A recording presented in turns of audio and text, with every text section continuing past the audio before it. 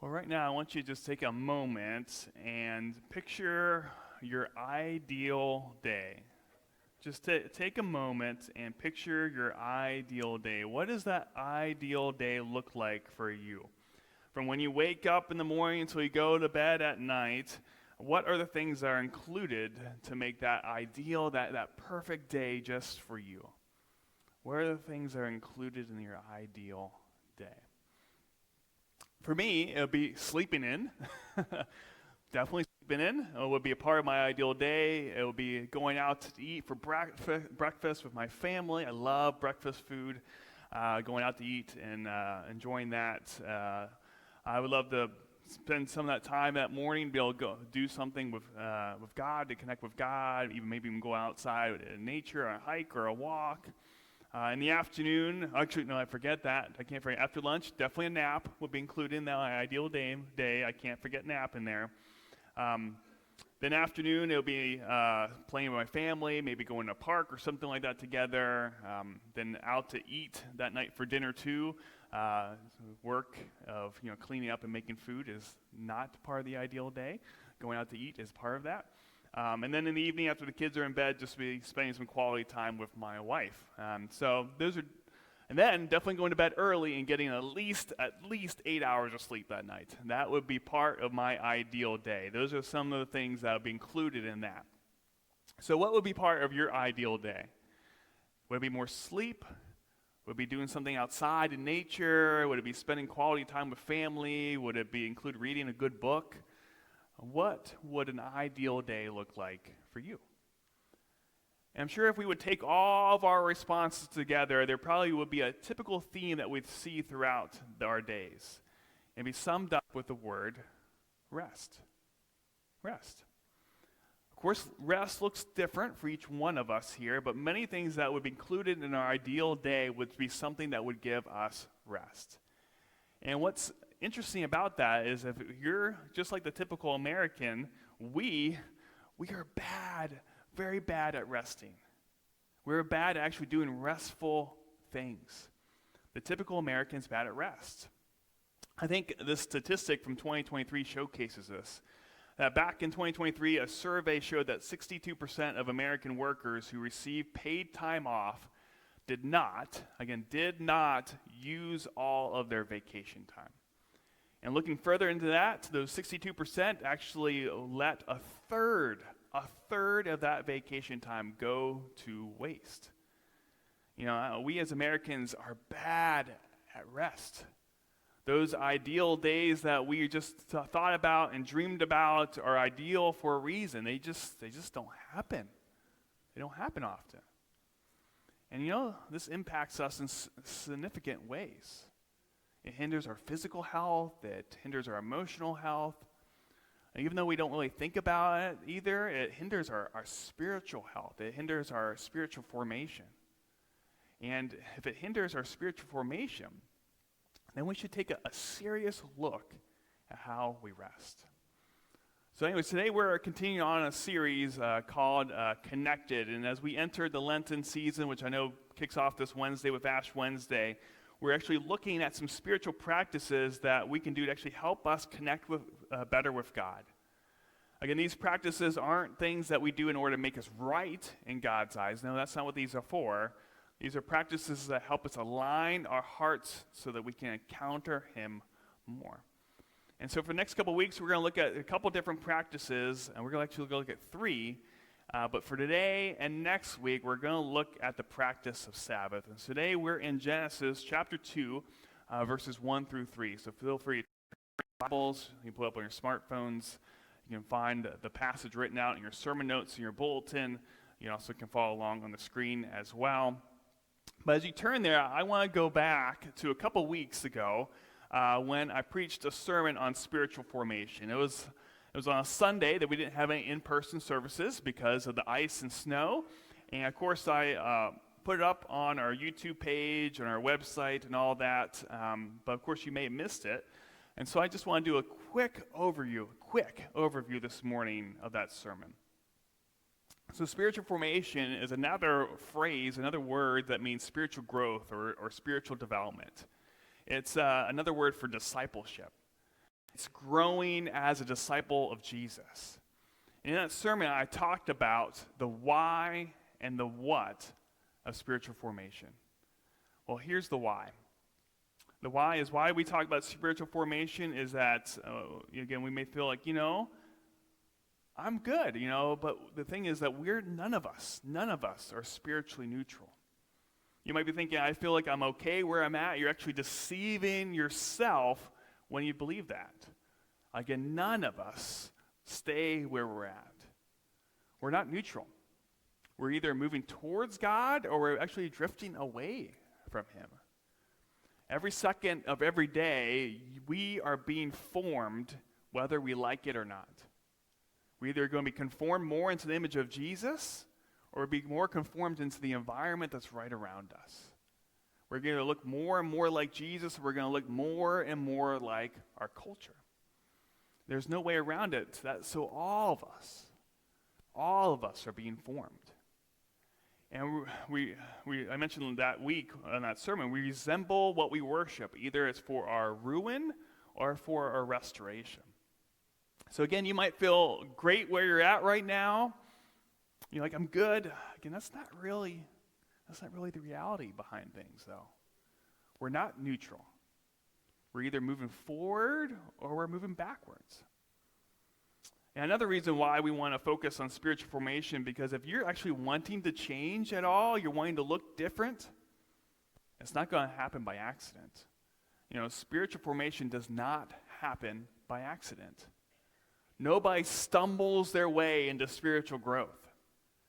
That's the why behind spiritual formation, why we're even talking about these practices over these next couple weeks. And we also defined what spiritual formation is, and this is a definition from an author. It's a fourfold definition. And it's spiritual formation is a process of being formed into the image of Jesus for the sake of others. Again, it's a process. It's not a one-time event. It's a continual process of being formed. And again, you're not forming yourself. God is doing that forming for you and through you. It's being done through God's power.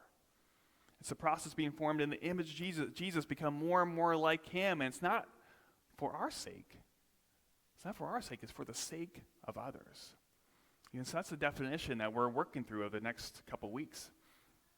So today we're going to look at an ancient practice that's going to help us with that.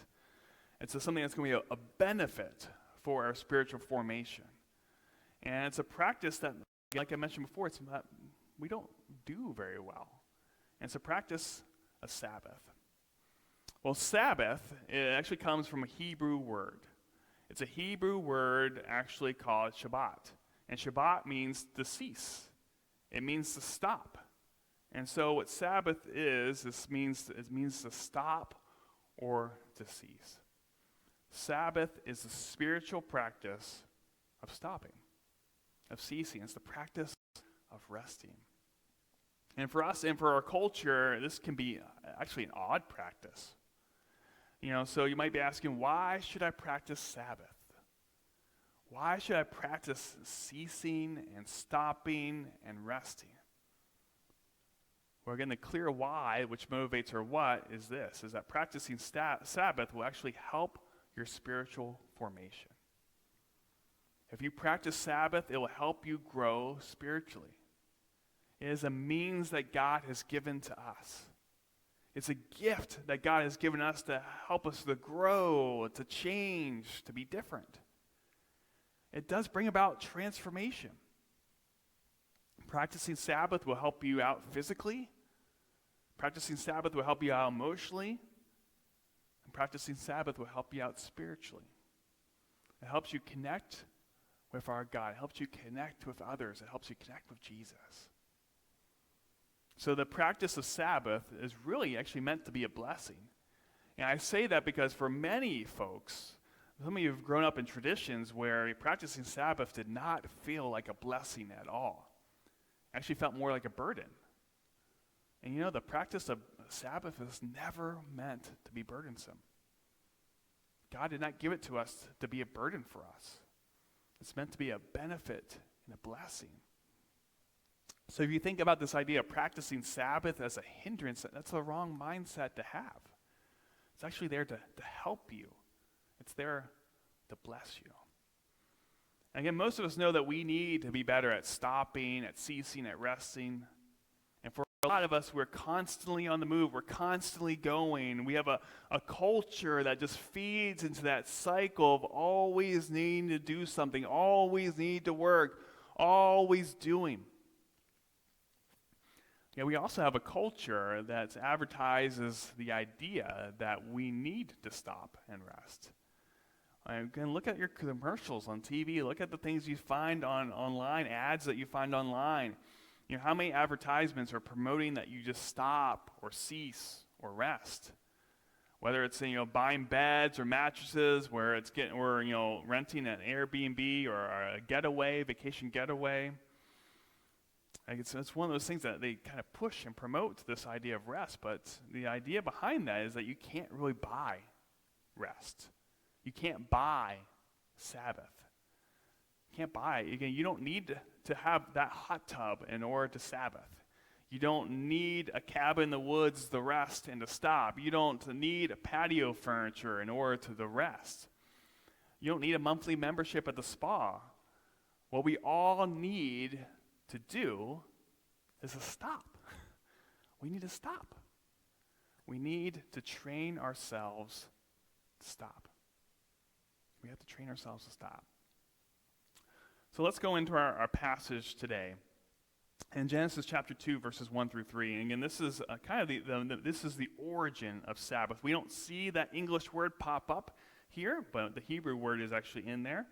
But let me read these 3 verses for us. It says, "Thus the heavens and the earth were completed in all their vast array.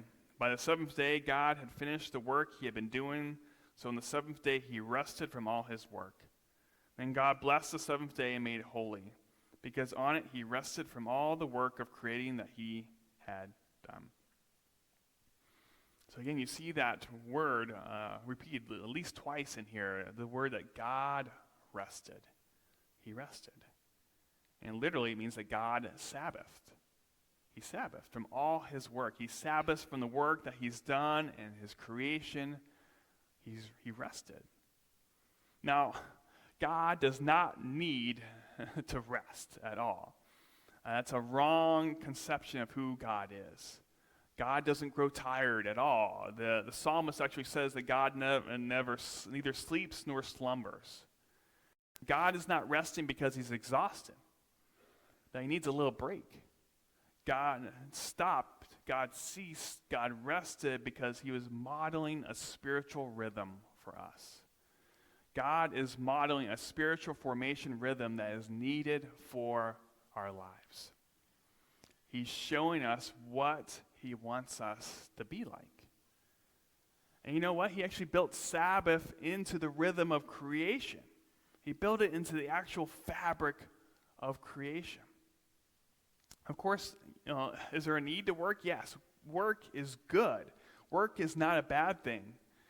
But God was very strategic in saying, yeah, you'll work, but you also need to stop and rest. You need to stop. And like I said before, that's hard for a lot of us. And I know that I can just hear the arguments of, oh, John, that's just easy for you to say. I can't stop and rest. I have a business. To which I would say, God Sabbathed. Or you might be thinking, I can't Sabbath. You see how many kids I have? And I'd say, God Sabbathed. I can't Sabbath. I have a full load of classes. I have a job. And I'd say, no. God Sabbathed. He built it into the rhythm of creation. He's modeling for us a rhythm that we are meant to experience, that we're meant to follow. So God built the rhythm of Sabbath for his creation, for us. And so the big idea for today is that the practice of Sabbath changes us by connecting us to God and to others. The practice of Sabbath changes us by connecting us to God and to others. So again, God built this rhythm for us, right? And this is what the rhythm looks like. I think it's so interesting if you realize in the creation story, the first day that Adam and Eve were created, what was actually what followed them for them? It was a day of rest. Remember, they were created on the 6th day, so their first full day for them was day 7, which was a day of rest. They rested, and then there were 6 days of work. What this teaches us is that it's not work for 6 days and then get a day of rest. It's rest for 1 day and then get a work and then work for 6 days, which teaches us that we don't work for our rest. We don't work for our rest. We actually work from our rest. We work from our rest. We always feel like in our world today that we have to work hard to earn my time off, earn my break, earn my rest. I have to work hard to earn it. No, that's backwards. It's actually our rest actually helps us to work. It helps us to work. We're able to work because we rested. And this is because God always starts with grace. God always starts with grace. This is a gift. Sabbath is a gift. It's not a punishment. It's not meant to be a burden. It's a benefit for us. God says we need it. We need to rest. So again, why does God build the Sabbath into the rhythm of creation? Why does he make it a commandment in Exodus 20 that Pastor Michael read for us earlier this morning? Why is it important? Well, it's because of this. God cares about your physical and your emotional well-being. God cares about your physical and emotional well-being.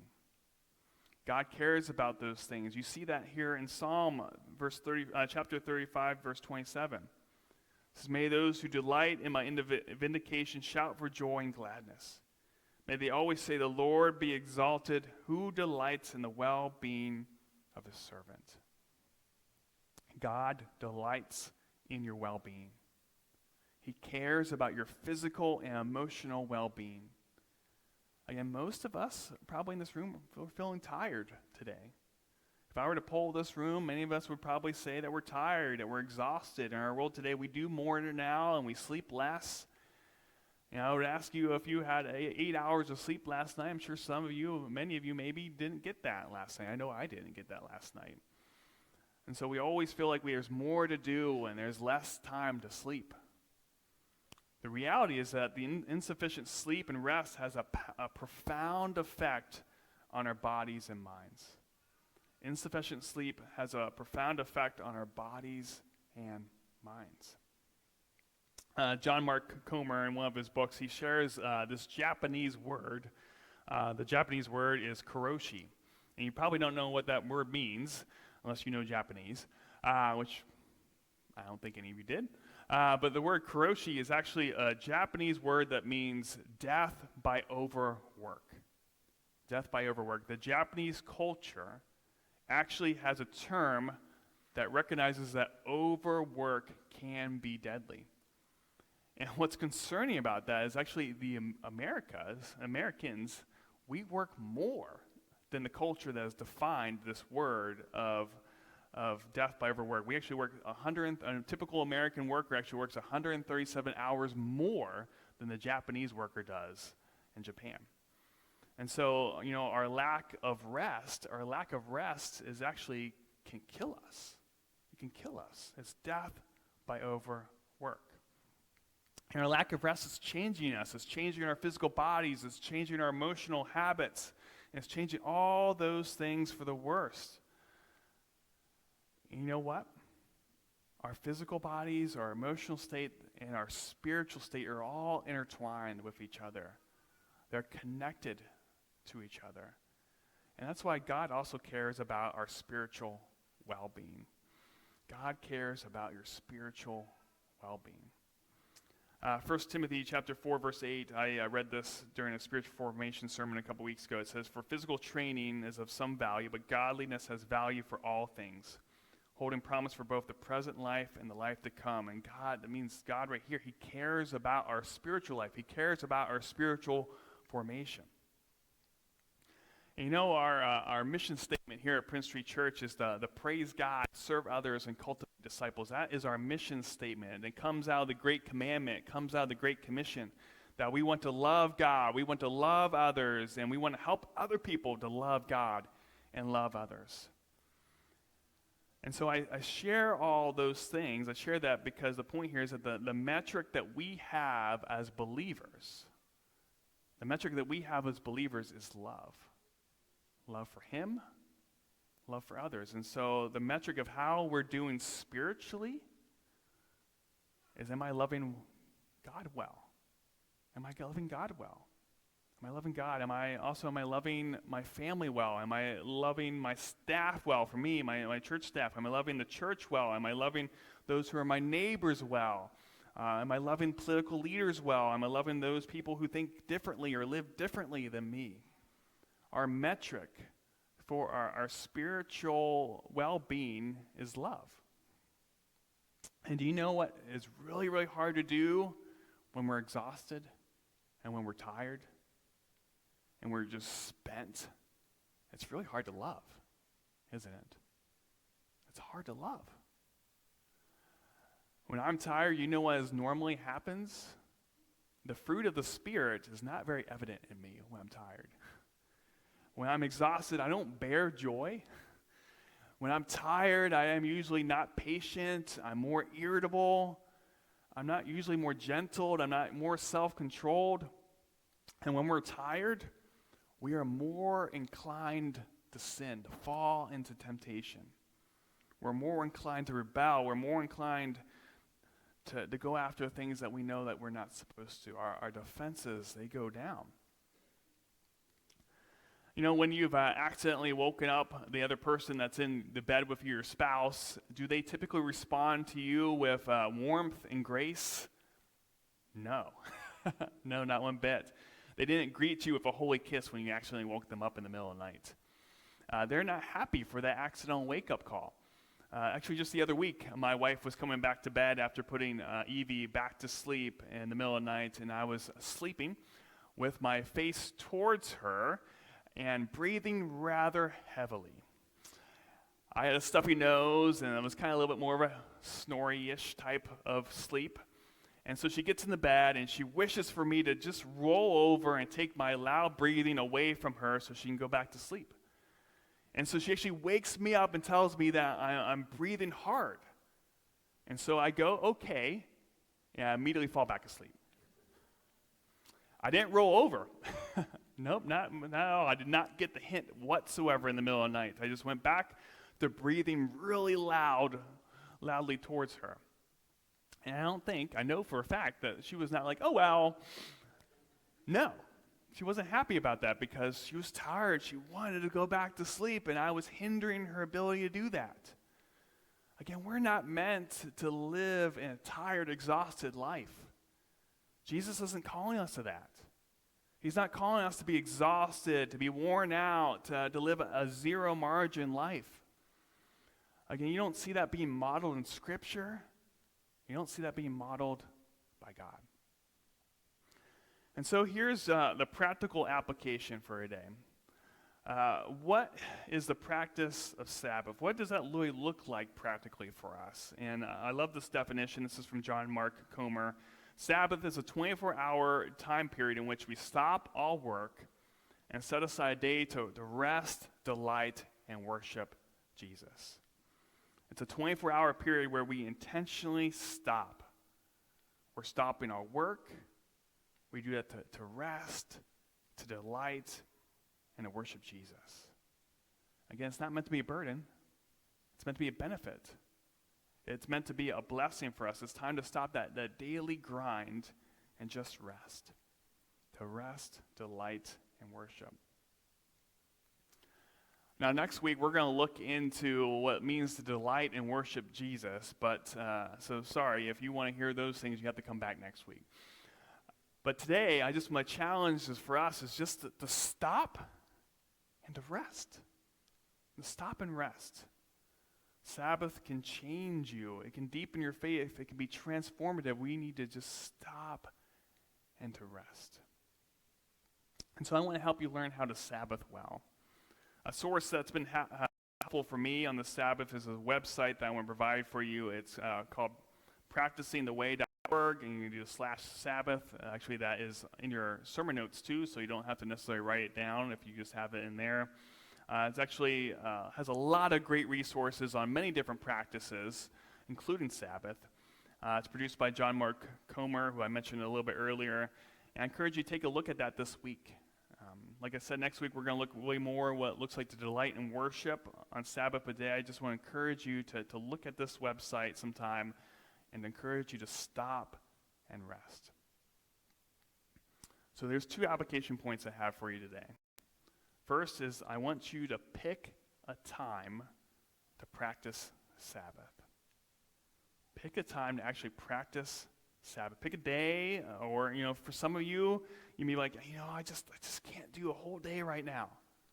I can't do a whole day. Well, I encourage you to set aside at least three hours. 3 hours, one day a week. Set aside 3 or 4 hours just to stop and to rest. It's okay to start where you're at, not where you wish to be.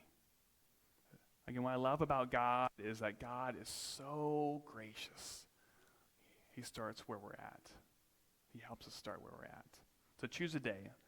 For some of you, that may be like, maybe choose Friday night and the Saturday night. That's how Sabbath was practiced for thousands and thousands of years by the Israelites. You could do that. You can choose Friday. My family and I choose Saturday.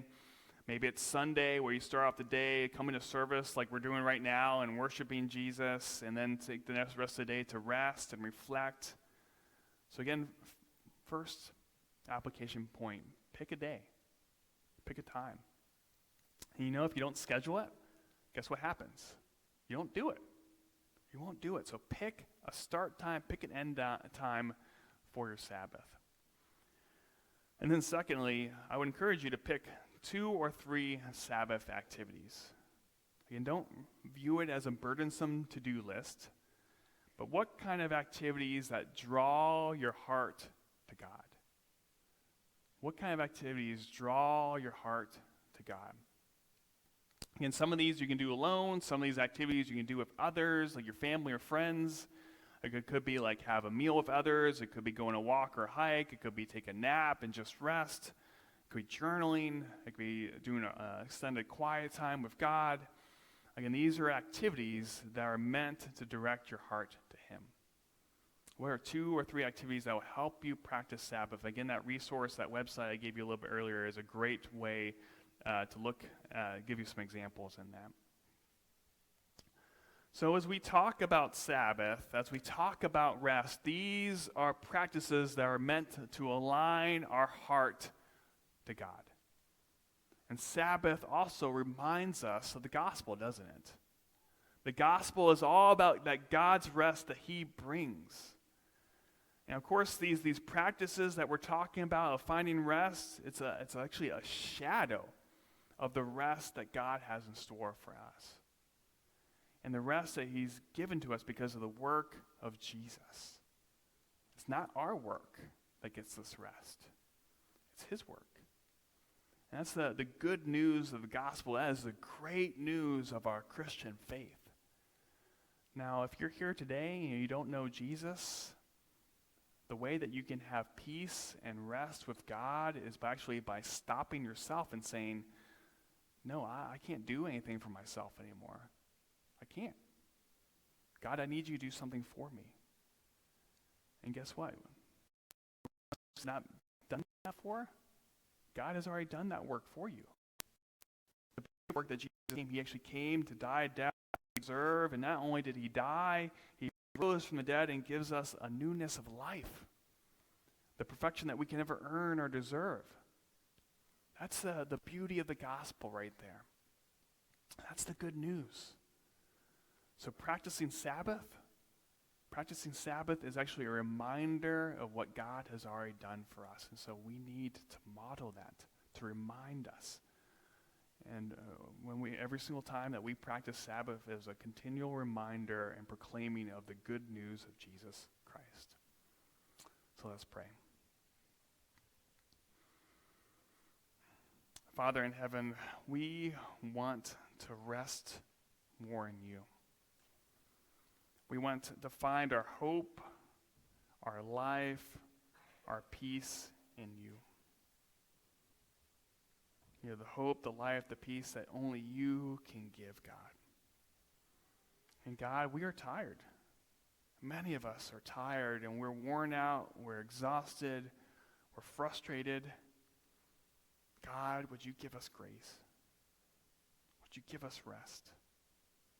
We know that you long to give rest to the weary, rest and hope. And God, if there's anyone here that has not trusted Jesus, would they place their trust in him? Would they call on you today? Everyone who calls upon the name of the Lord will be saved. And I pray that you would direct hearts to Jesus. We love you. We need you. We pray this all in Jesus' name. Amen.